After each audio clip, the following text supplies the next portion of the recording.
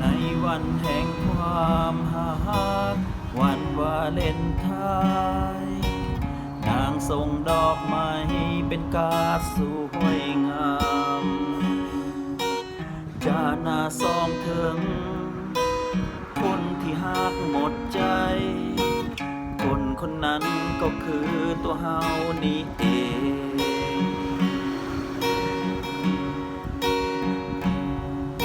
แต่พอเปิดอ่านข้างในหัวใจแทบสลายเนื้อในจดหมายบอกว่าเฮาเลิกกันเมื่อวานยังบอกว่าหาวันนี้มาบอกเลิกลาหัวใจของนางสังเปลี่ยนง่ายได้หรือเจ้านั้นมีภัยอีกคนมาแทนที่เฮานางจึงทำให้ได้ลง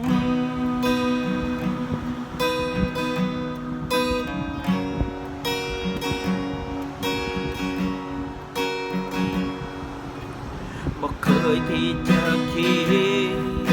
ว่าหากจะเป็นอย่างนี้ก็เห็น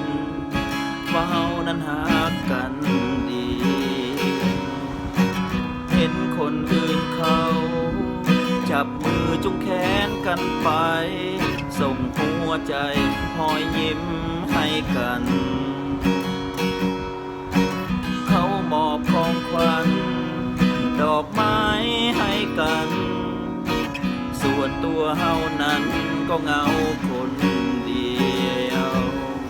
ตั้งแต่วินาทีที่เฮาอ่านจดหมายล่ำลาจากนางหัวใจมันมีน้ำตาเมื่อวานยังบอกว่าหาวันนี้มาบอกเลิกลาหัวใจของนางสัมเปลี่ยนง่ายได้หรือเจ้านั้นมีภัยอีกคนมาแทนที่เฮานางจึงทำให้ได้ลง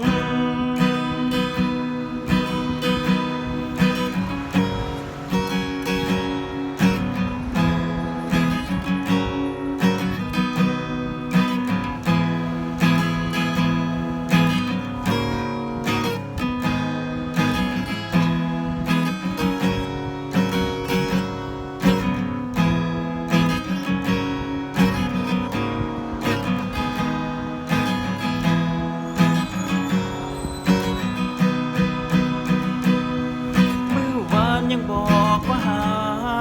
วันนี้มาบอกเลิกลาหัวใจของนางสังเปลี่ยนง่ายได้หรือเจ้านั้นมีภัยอีกคนมาแทนที่เฮานางจึงทำให้ได้ลง